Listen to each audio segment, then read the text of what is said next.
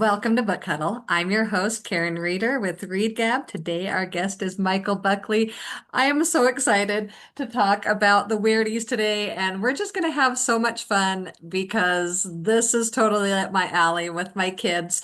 But before we get into it, Michael, will you take a second and introduce yourself? Tell us a little bit about you in addition to that you're an author. Okay, my name is Michael Buckley.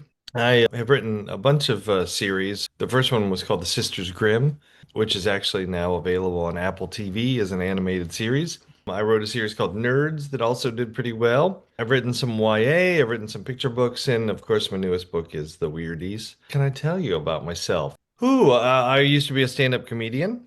Oh, fun. Here in New York, I started when I was a kid in Akron, Ohio, and then when I moved to New York, I kept doing it. Let me see. I was the lead singer in a punk rock band for a while, Awesome. back home in Akron.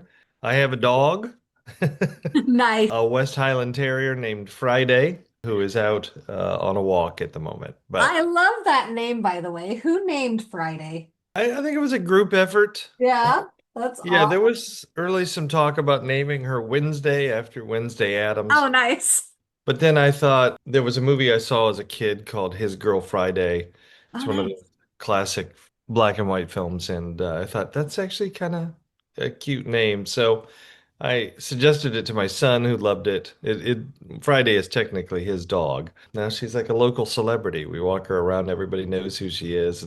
She loves people and she loves attention. So every walk takes about 4 hours. That's fantastic. I love it. All right, so I love to get to know my authors a little bit just based on a book. So we're going to use Frog and Toad. It's one of my favorites, and I love when the story when they're eating the cookies and they're like, "We must stop eating cookies," and they put it in a box and finally they throw it to the birds.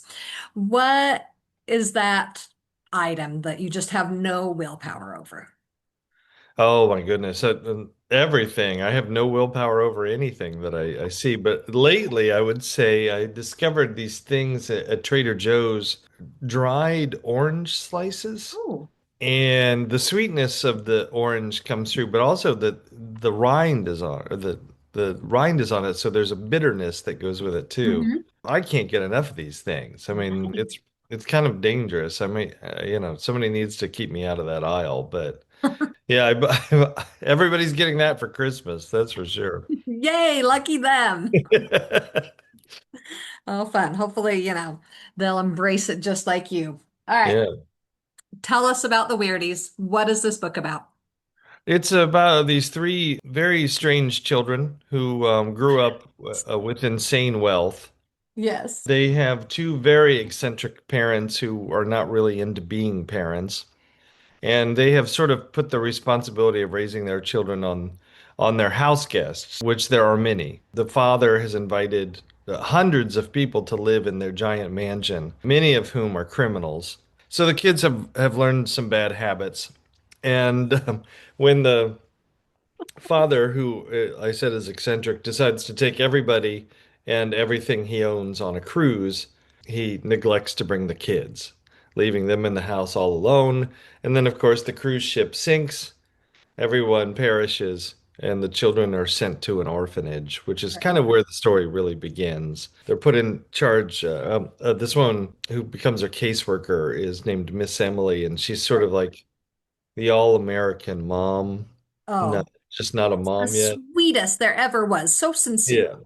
And she does her best to sort of rough off their rub off their rough edges so they can get adopted. But of course, they're sort of criminal and somewhat scary sometimes, and like little sociopaths. Of course, she falls for them. She Right. sees the the diamond in the rough and adopts them herself.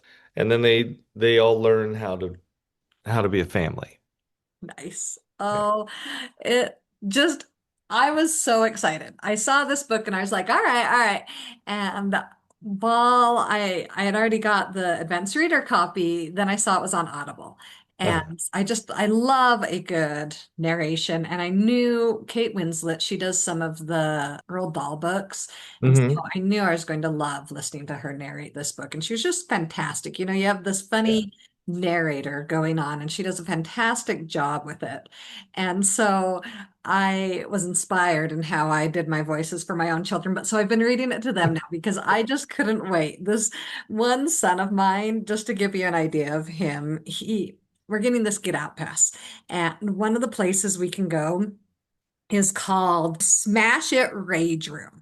And I was like, I've been to can one of those. can a 9-year-old do this? And so I checked and he can. And I Yeah. cannot wait to take my family. Like once in the car, he's like 6 at the time and he looks out the window and he's like, I really think I should rob a bank. And it's just the Yeah. most random things that comes out of this kid's mouth. And so just as I was listening to it, I was like, I knew this book was for him. And I've been reading it to all my kids. And it's funny when I read it. Like sometimes my husband will be there doing whatever he's doing on the phone, the news or whatever. And then he'll laugh, and sometimes the kids won't get it. Like Um, last night, it was, unless you're a person who decides how many rows of seats can fit on an airplane, that person has no conscience at all. And yeah. so my husband starts laughing, and the kids didn't get it. So I had to reread it for them and kind of let it sit. And then they're like, oh, because, well, they have small bodies anyways. Yeah, they've got all the room in the world. Yeah. But so it's kind of fun to, have the family laugh, and but they just love other parts. So last night I said, "Do you want to hear about the author?" And he kind of rolled his eyes at me because, sorry, Michael, he didn't really want That's to it. hear. No, I mean, yeah, we're boring. I get it. But Most of then us. I start reading it anyways. Michael Buckley wrote The Weirdies during an acute illness and doesn't remember a lot of it. His fever was 105 and there were hallucinations. It is what it is.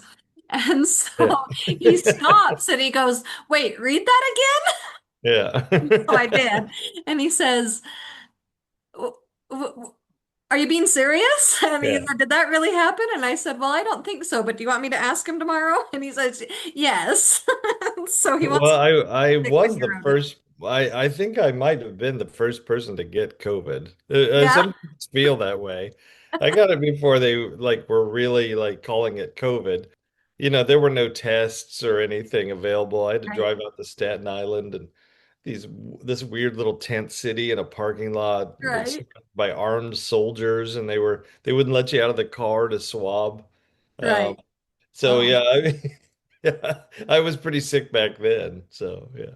So you really did write it when you were sick, Yeah, there was a start little, it when you were sick. it was probably a little bit of that. A Yeah. little bit of that. All right. Well, he's going to be excited to hear because I rolled my eyes and said, "Well, Cody, if you have a fever of 105, you're really sick." But I was like, Yeah, so yeah. when we talked about hallucinations and Miss Emily watching her hands melt in front of Yeah, her, what yeah. hallucinations are like. And so I was like, I mean, hallucinate, that's great if that Yeah. inspired his writing. So, but we've got to talk about this then. That What is it like when you're sitting at your computer writing, whether you are hallucinating with COVID or whatever the day is, because you've written follow-ups to the first installment of the Weirdies? What is it like when these ideas come to you? Are you out for a walk with Friday and then you're like, yeah, that's a good one? Or Right. like, what are you like? I've got to think of just more strangeness. Tell me about this process. I think it just sort of naturally happens. I mean, Sure. it's being a children's book author, there's a lot of like guardrails on you. Mhm. And this one, I decided I wasn't going to pay attention to the guardrails. And it was, let the cards fall where they may kind of thing. Right. I honestly started writing it. I didn't think anybody would publish it. It was really just for me. Uh-huh. I started writing it with a couple other authors together. One's Adele Griffin, and another one is Julia DeVille. We were all going to do these projects together, and this was the first one. And I think after about 2 weeks, I sent them what I had written, Uh-huh. and they were like, "You know what? I think you should do this one by yourself." So, Go ahead, Michael. they're like, "We don't know what is happening here." I don't know what's But happening. yeah, Michael doesn't know what is happening. yeah. I just sort of let myself go, and if it made me laugh, it stayed. And that Right. was it was it. I have a couple friends who I read to, Right. and they give me, if I can get them to laugh, I know it's funny. So as the process went, the longer I was working on it, I would reread it and it would still make me laugh, and I was like, I don't know. I just felt free for the maybe the first time writing something, in the 20 years I've been doing this. I This was the first time I felt like I wasn't handcuffed.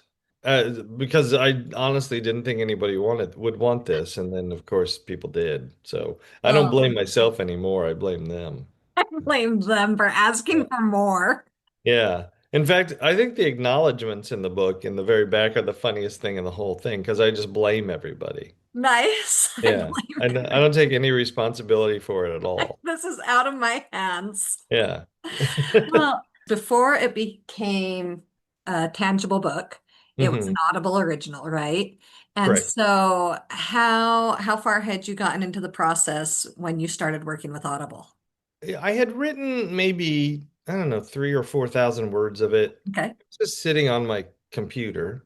right. Audible came to me and asked me if I had anything. In fact, we'd had conversations in the past about other projects, just anything never really worked out. Okay, So I sent them a few ideas, the stuff I thought they'd want, and right. of course they didn't want those things. And this went back and forth several times until finally I said, the only thing I have left is this. It's not finished, but read it. If you don't like it, let's just wash our hands of this because this is really taking up a I'm lot of getting time kind and of it's annoyed, frustrating. tired of this. Yeah. And I told my agent at the time, like, I think we're done. Audible's Right. not going to want this. And then, of course, you know, a day later, they were like, "We love this." But I knew there was something in it. I just didn't know it was a kid's book. Right. I really thought it was like something that maybe you would find at Urban Outfitters on one of those tables filled with weird books that they sell. I was Right. maybe that's where it belongs. But they were like, no, no, this is for children. I mean, I always love that quote from Maurice Sendak. They asked him in some interview, like, when did he decide to write children's books? Right. And he said he never decided to write children's books. He writes stories, and then someone tells him that they're for children. And that's kind of how this felt. So You again, know, not your fault. yeah, yeah, yeah. So Audible bought it, and then I finished it. They were very excited about how it ended and everything, and they were like, "Well, I guess we need to find a narrator." Right. And they asked me to write up a wish list, and I just kept it like a reasonable, like people I thought might be available to Right. do it. And they were like, no, no, you have to think bigger.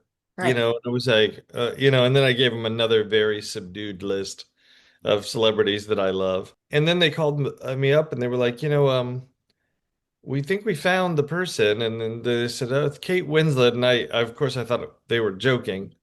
I Right. said, Kate Winslet's going to read this? That doesn't make any sense to me. But from what I understand, her kids were fans of the Sisters Grimm. Nice. So she knew, I guess, roughly who I was. And I think she read the first two stories. And then she got very, very busy with some projects and just couldn't read any more of them. So, we found Helena Bonham Carter to come in and read three and four, which, you can't really ask for Right. two better people to do this. Oh, fantastic. Did it make any difference as you were writing, knowing, well, and I guess you like your sister's Grimm are audio as Mhm. well. This Weirdies that was starting out for audio. Did it make any difference as you write, thinking, how will this sound as it's read out loud? Yeah.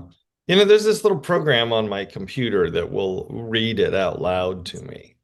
So I can hear the kind of rhythms and stuff. Nice. You can never tell what an actor's going to do with it. Yeah, And right, yeah, so listening to it, even I was surprised by some of her choices. Not in a bad way, just like, right, wow, she's got a lot of talents that you've never seen before. right. And you get to see them or hear them in this book. She's really like comedically very gifted and good Yes. with voices and stuff. So yeah, you never really know. You just hope that like the rhythm of how you wrote it. I mean, as a guy who has a background in comedy, Right. I can hear the musicality of language and sort of, you know, I always say like Jerry Seinfeld is a very good example of this, is a guy who kind of tells jokes that have a sing-songy quality. Yes. When he tells a joke, it sounds like no no no no no no no no no no. And it doesn't really matter even what he says. It's just it primes us for a joke. It's brilliant. It's like it seems so simple, but that's something that a lot of comedians never figure out. That's what I try to do with this, with all my writing, is that there is a kind of a musicality and a rhythm Yes. to how it's happening. Yeah. Yes, I love that. And I love that you got such fantastic narration. I listened to Sisters Grimm and I love the narration on that. Like it can make or break a book. And Right. I've had books that I've read that I had loved, and then I went and listened to them for a refresher before I was doing something, and I was just like, what did this narrator do to this fantastic story? And why would they ever Yeah. pay him to do this? And or I've been sitting in story time with my kids and I've wanted to ask the poor librarian, just give it to me. You're just Yeah, slaughtering I'll do it. it. Yeah. I got this. I got this. No one has ever asked me to read one of these, so my voice must not be. I must have one of those voices that's like, why did they let him do it? So, Don't do that. yeah. Well, that seems important to have you haven't done a first chapter read or anything like that at a No, presentation. no. All right, we're gonna have to get you on with that. Well, Yeah, I think that practice. would be fun. But I All mean, if Kate Winslet or Helena Bonham Carter are going to do it, I'm happy to sit down. Yeah, if it's one Yeah. or other, but they Yeah. might not go on your author tour. So we got to get you out Right. a school visit and read us a chapter. Okay, so as I was going about, I want to talk words because you name them the Weirdies, and that's Mhm. their last name. And of course they are weird, they're strange. And one of my favorite things to do as I get ready for an interview is that's when I'll go and I'll read reviews. And so that's been fun. And it's also been interesting. And actually, years ago when I taught sixth grade, one of my coworkers loved to use Sisters Grimm because she was like, I love the dark books. And Right. when I went and listened to her, I was like, I don't find that dark. And then Weirdies, I guess I've got to get a new appreciation for dark, but I think it's because I think of like adult dark. And then, Right. I need to remember there's a difference between, for instance, when they'll say middle grade horror, I have a hard time thinking of it as horror because I think of things that traumatize me for adult Right. horror, and middle grade horror doesn't do that. But so like the words, things that I read and like things that really resonated well with me were like eccentric, and I always say this wrong, macabre. Did I say it right? Macabre. Macabre. See, I knew I said it wrong. That's I all right. learned to read whole language and Yeah. I can't handle it. I used to pronounce that macabre. Macabre. Yeah. So I had it wrong Abracadabra. for years. So Well, I'm glad it wasn't just me. Yeah. And I know I that's a do. tough word.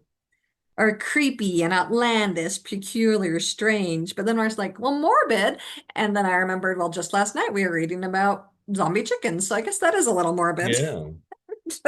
It's, some people said unsettling, and I was like, really?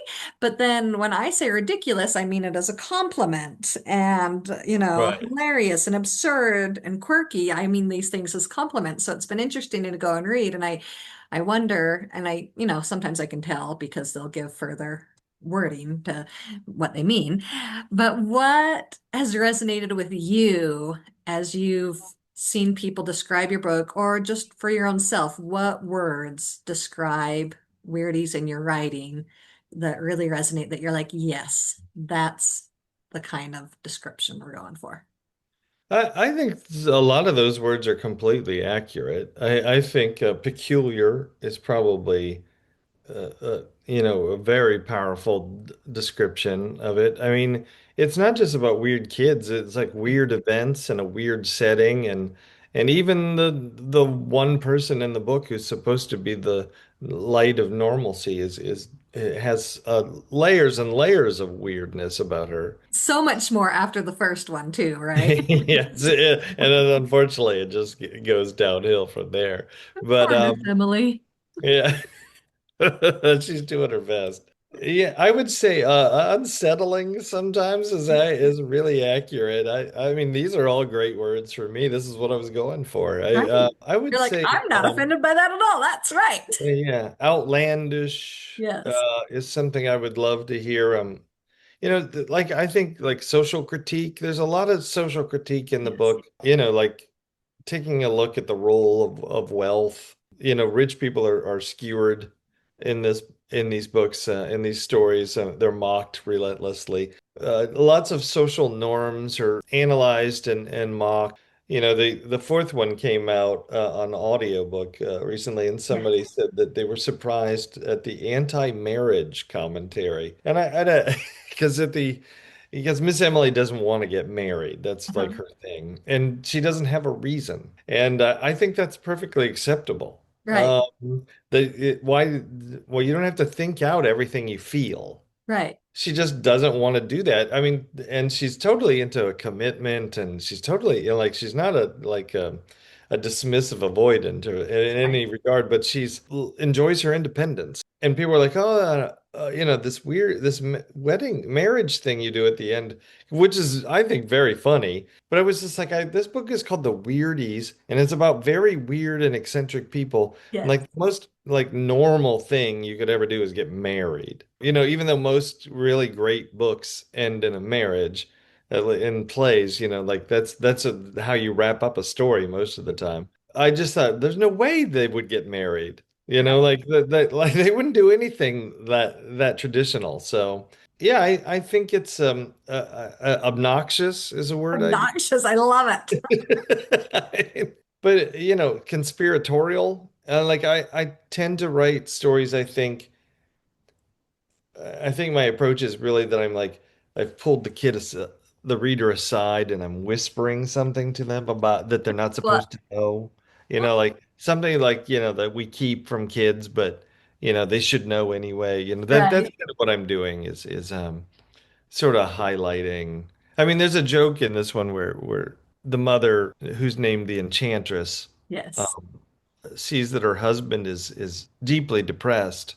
She says she knows what she's going to do is something that a lot of people do to save a marriage, and that is to have children. Children. Yeah, and That that's like, was it. which is sadly true for a lot of people, but children don't know that, Right. and yeah, so I'm kind of letting them out on the struggles of adulthood in some of The these. struggles of adulthood. I love it Yeah, because they should see some of that, and yeah, yeah, like there should be some nonsense while they're seeing that, right, because right. otherwise, who wants to read about the struggles of adulthood? It'll be Yeah, boring. yeah. I don't want to grow up.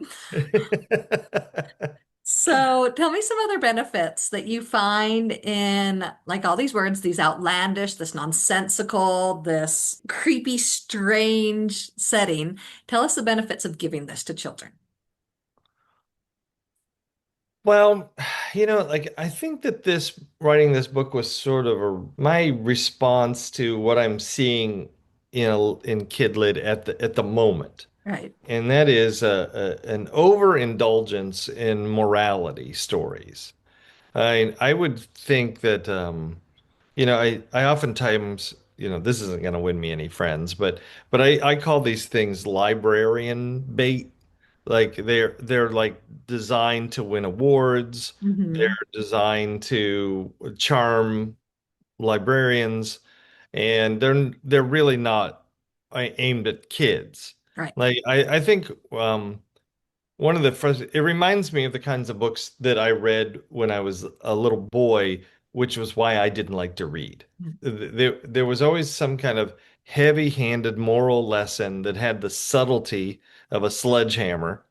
It starts off, every children's book starts off that, the character is a flawed person that needs to learn about honesty and bravery, as if every kid, needs that. It's again an overindulgence in telling these sad, sad stories, Right. where the child somehow overcomes or sees something. That's not what I wanted when I was a kid. I was growing up in that world. I didn't want to read about it too. Right. Like that's one of the problems I've always had with, like with books that are aimed at African American kids, Right. that all of these kid books are almost entirely set in poverty. Hmm. And that's a real thing, and we can't ignore that, I'm sure. But I'm like, if I'm like a kid that doesn't like to read, and I'm growing up in that, Right. what I want is some escapism. Okay. like, yeah, I don't want I don't want to read about what I'm experiencing all the time. I know what I feel.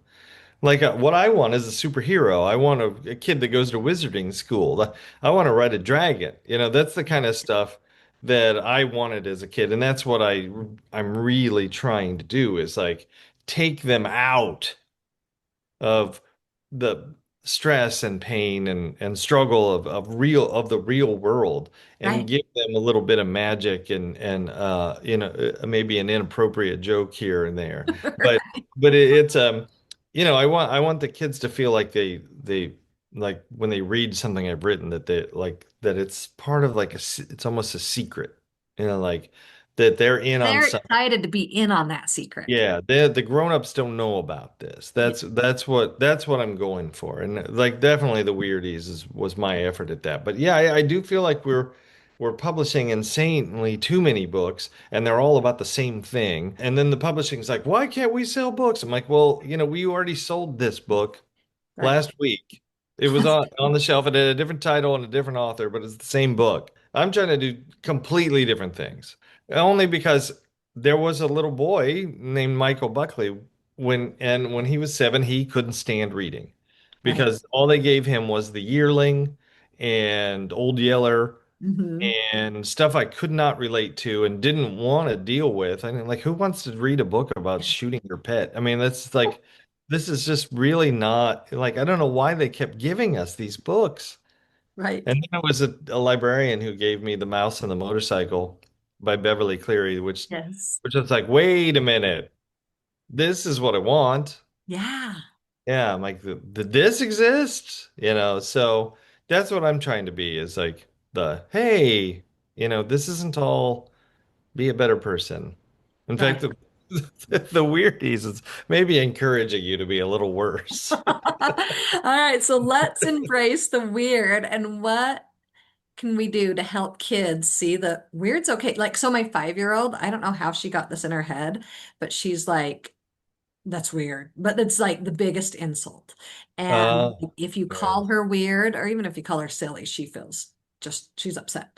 And Mm. so, how can we help kids embrace the weird? Well, the truth of the matter is the weird thing is what is the thing that will make you happy and successful and find love in other from other people. It's a The peculiarities about ourselves are really the magical elements of ourselves that are unique from everyone else. I'm like, everybody can be smart and athletic if they put their mind to it, but being weird is like a gift and it's unique and I always tell people I'm like, it's like if your kid is weird, I'm like, just it's fine because like Right. their day in the sun is gonna come. Right. I mean, I was talking about this just the other night with a friend.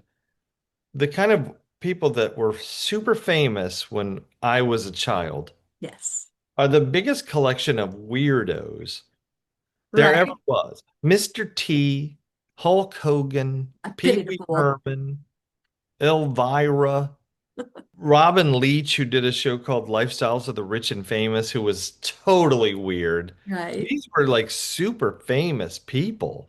And But and like, it's like when they're not trying to be weird. yeah, You know what I mean? It's got to be that you were just doing for you because it right. works for you. Yeah.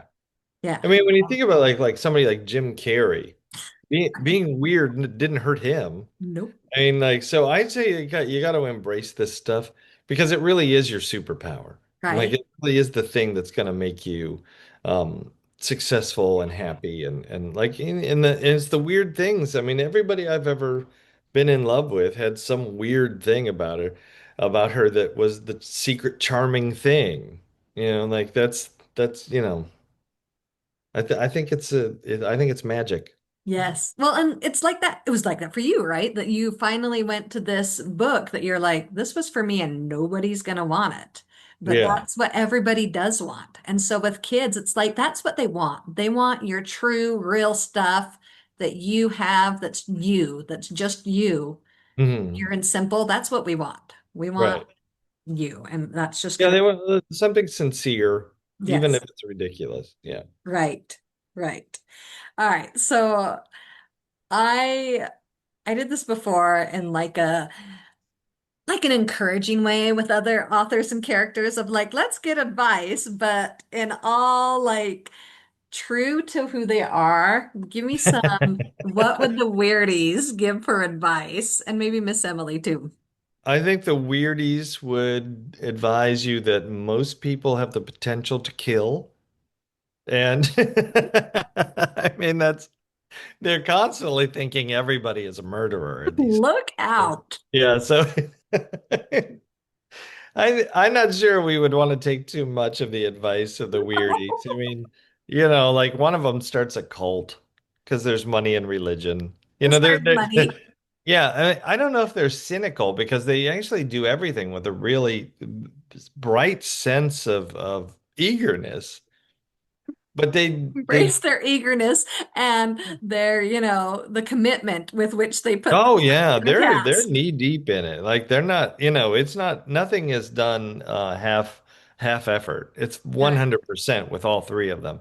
But they can see like the nonsense of modern world. Of right. like all the things that we just accept as Yes, real, they see as very bizarre. right. And like how things get done doesn't make any sense to them. They have their own ways of doing it, and they also know how to manipulate the system, which I found personally very charming. I would say their advice would be, but the thing that we are painting them as sort of sociopaths, but the Weirdly. truth of the matter is like each of them desperately needs love and it wants it. They just don't know how to get it, and they don't really trust it. Right. But in human beings, we need acceptance and we need love and connection. And even if we push everybody away, we still want it in our heart. So even though their real parents never told them that they loved them, they have this notion that somebody might love them, that somebody should love them. That somebody should, yes. Yeah. And I think that that would be the thing is their advice ultimately would be to stay open to the possibility of love, and family, Right. like being part of something isn't all that bad. And then Miss Emily's advice would be, lock up all the knives. Um, don't, if the children go out in the night and don't come back until dawn, don't question it too much. No Um, question. yeah, I think her advice is don't give up on people. Don't give up. That, like we're all on a journey that is crooked and uphill. And if you can accept that in others, that we're all fighting a little battle, Yes. and like uh, you know, step forward with kindness. Sometimes loving people in spite of themselves Yes. is probably Miss Emily's advice. I mean, as crazy as this book is and the weird jokes about cannibalism and other bizarre things, it's ultimately a book about love and family. Yeah. Yes. Yes. And isn't it? And I love that. Like I just picture young little Michael Buckley taking the Weirdies for a book report and being like, this is what I've got. Yeah. But then, eventually that you can sit there and break it down and find something more. You're going to laugh first and you're going to say silly things first and you're going to say, well, it looks like the person with the grenade is the person in charge here. Yeah. You're going to Yeah. you're going to do all that first. Uh, Then you can break some things down and you can get something out of it that is powerful and beautiful. well, I hope so. I mean, that was always the goal, like Miss Emily is the mother all of us want. Right? And she's also the mother we all have. So, like, got some secrets, got some things that, some dark periods in her youth. My mother, she's kind of inspired a little bit by my real mom, uh, Nice. who was a sweet country woman and once told me that when she was dating my father in high school, he was dating someone else. Oh, And she found out and she fought the took girl care of that. like a fist fight with the girl on the Oh steps my of the high school. gosh. Got it. And it like if you had ever So met she really Wilma, did take care of that. Yeah, you know what? I don't know if she won the fight. I didn't, I know that, but I was like, my But mother she was like won the guy. 5'2", just very sweet. It's very hard, and Wait, that's what, aren't you 6'3"? yeah, I'm 6'3", yeah. I remember Um, hearing that. That's so funny. well, my grandfather was 6'7". Oh wow. So we split the difference, I guess. Okay. Yeah. But yeah, like, like your parents are filled with these stories. Right. But, like, there's things that you don't know about your parents. Oh, I'm Um, sure, right? yeah, and then you would be shocked to know that they did those things. Yeah, everybody makes blunderous mistakes. Everybody makes bold moves when they're young. Like sitting around and talking to your parents about who they really were could be one of the most enlightening Wouldn't it though? and scary What and would I tell my beautiful. children? Yes. And like if you could have the bravery to be honest about who you were, Right. you could really change their lives. Right. That's, I mean, when I heard that, my respect for my mother shot through the roof. And I was like, wait a minute, you started a fist fight? This is, it's like Aunt B from Andy Griffith's show starting a fist fight, or Nice. the mom for the Brady Bunch or something Right. like that. You were like, no, there's no way, somebody would do that, but she did it. Yeah. Oh man, that's incredible. I love that to have this also spark a little more of something because and this is the way I read the Weirdies to my kids is just in the most serious voice until I'm Hmm. doing dialogue. But Right. narration, I'm just like straight up serious. So they're looking at me like, Yeah. all right, The narrator has, see? like, even though, the narrator is really my favorite character in the Right. book because she's spilling too much of her private life, Yes. especially her Yeah. Oh, what struggles. was the boyfriend's name? Henry or Josh, yeah. whatever. Like, so Which, I do get some yeah. attitude when she starts like talking about those other One things. of my best friends' name is Josh. So, I Oh, have to is be that careful Josh about is the this. boyfriend? But it's like Josh is like always like the boyfriend, like the name of the bad boyfriend. Nice. Throughout my whole life, every girl I've ever met had a bad boyfriend named Josh. And so yeah, like but even though she's like a little exasperated with her personal life and how things are going, I'd like to think that she's doing her best to sound sophisticated. Yes. And like be very serious about it. Yeah, That's but she is that's how I failing put it like up. And when I do tell my yeah. kids something about my past that they look at me and they raise their eyebrows and I raise mine and I'm just like, yes, and Yeah. And comments, questions. yes. Yes. All right. So Michael, what is next? Because is this it for the Weirdies, the fourth one that came out on Audible? So will it Yeah. be because the first two Audible are two that they make up Weirdies Right. book one, right? So Yeah. as far as what we get in the tangible copy, there'll be two books. Is that right? Well, Yeah, two Audibles. yeah. And then the second book comes out probably next year around the same time, Nice. October, and it has books, the third and the fourth story, Yeah. and that's as far as we've Go with the Weirdies. decided to go with it. Because how much weirder could we get? Yeah, I honestly feel like I'm still like when people said, are you ever going to write a Sisters Grimm novel again?" Which I get that question, 10 times a day. The answer is like, the door to Fairyport Landing kind of closed for me. Right? Like they're not inviting me in anymore. Mm, So it would be very hard for me to write more of that. But this one, the door is still wide open. And right. in fact, I'm getting ideas for like I'd love to do like a Weirdies Christmas book. Nice. Love I to do. love it. I love it. I had this idea of them opening a detective agency. The nice thing about it is like, The spiritual melancholy and the head bump barnacle. There'd be yeah, all yeah, kinds like of, they yes. have all kinds of tools to be great detectives. Yeah, I think that they actually do. And they think like criminals, so they It's like, they because they'd be they good at are catching. It. Yeah. So yeah, there's definitely some potential for, things percolating, but I am trying to or move on. prequels or companion stories about Miss Emily's youth or, Yeah, yeah. So the next thing is I wrote another story for Audible. It's called Haley the Haunted Girl, about a little girl whose parents bought a haunted house on right. accident, and they hire a medium to clean out the ghosts who traps them all in a tiny little crystal. And in the confusion, Haley, who is a toddler at the time, Hmm. picks up the crystal and swallows it. Oh, So the problem. haunted house is actually inside of her. Right.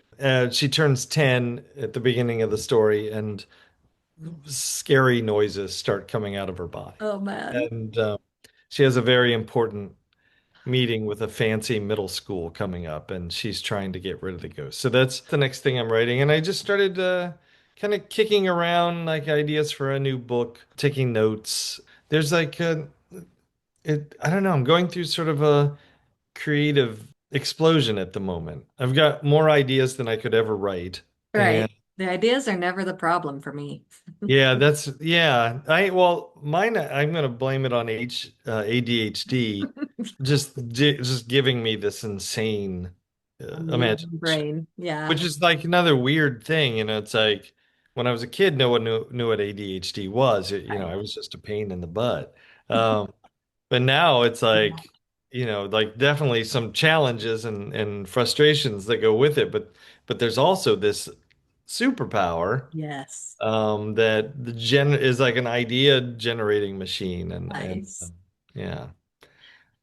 All right. Well, recommend for us one of your favorite children's books.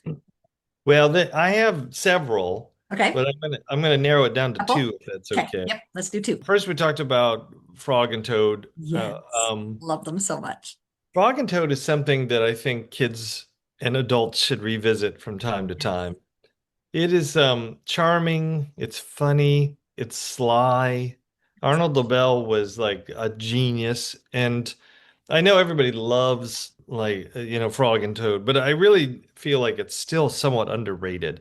Right. Like when you compare him to like Dr. Seuss, people aren't talking about Arnold Lobel the way they do somebody like that. And I'm like, they really should be. I Yeah. mean, Frog and Toad and then Owl at Home and then all the Grasshopper book and like he made so many of these stories and they're all hilarious.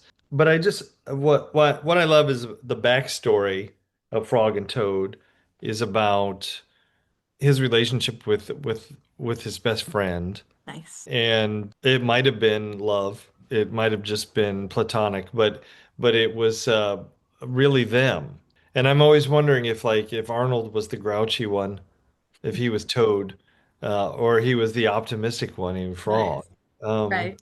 but I love those stories. And then another one that I read recently that I had never read before. Hmm. I think it was mainly because I thought it was a book for young girls. And I've read so many books for young girls just to, make sure the Sisters Grimm was Yes. accurate and right. But I read this just recently. The Secret Garden I is love the Secret Garden. is hilarious. Yes. It's like it's shockingly funny. Right. She is just the worst. And Isn't I he love it. just? And I you love love those worst I love characters the because there are story where the some in your kid is books. not cooperating. I'm like, I don't want pleasant. I don't want agreeable. I want like a rascal. And Right. she's so funny. What they are trying to do is interesting. Like get into the secret garden in her great uncle. I guess it's her great uncle's You're right. mansion, just Yeah. like dilapidated place. And then she meets his son, and then like it's just I don't know. I loved it. I couldn't believe that I had gone my whole life without reading Right. this. And when I was reading it, I was like, this feels like the Weirdies in some ways. Like the way she behaves and the choices she makes are very much like what these kids make sometimes. So it's like I don't know if they're distant cousins, but The I Descendants. was somehow I knew what the Secret Garden was Descendants before of I read Mary. it, and I completely stole from it somehow. But yeah, that is a fantastic book. And then the third one I would say is The City of Ember. The first one is just one of the best paced, plotted out stories I have ever read. And one of those things that I'm like, this is something. I know they made a movie out of it. I don't know if it was any good, but this is another That's one. one of the few classic, well, I'm sure there are many classics I haven't read. Yeah. Modern classics that I have not read was The City of Ember. I loved it. I mean, the main characters are amazing. The mystery is really, really satisfying. The setting is so fresh, and what's happening to the city, and how they're managing it seems so real and Right. really well thought out. I'm like, yeah, the author, like, that's a home run, honestly. Like, I think any middle grade kid would love that book. Yeah, it's one of those ones I missed out on from my generation that I need to go back to. It's Yeah, that's kind of one of the fun things about what I do. nice. Sitting on the subway reading children's books. Right? I know. My mom called the other day and I was like, well, I'm just laying in bed reading books with my cats. That's what I do. It's a rough life. Yeah. All right, Michael, thank you so much for taking the time Thanks to for talk having with me. I us. had a And great time. thank you for just being brave enough to take this book that you thought was for nobody and share it with all of us because I'm so glad it is out there. My kids are loving it, and I know that it's just there's so many other kids out there going to dive in. That's Read it so nice. So thank behind you their so math much. textbook, Yeah, yeah, that's kind of what I want. I would really love this to be a book people are kind of not showing people that they're reading it. Like right? they're hiding while they're, Right? Like, yeah, yeah, yeah, love it. yeah. Kind of like how I was with Mad Magazine as a kid, Right? Right? like hiding Perfect. under the covers reading it. Yeah. We need it. Well, thank you. Thank you, Karen.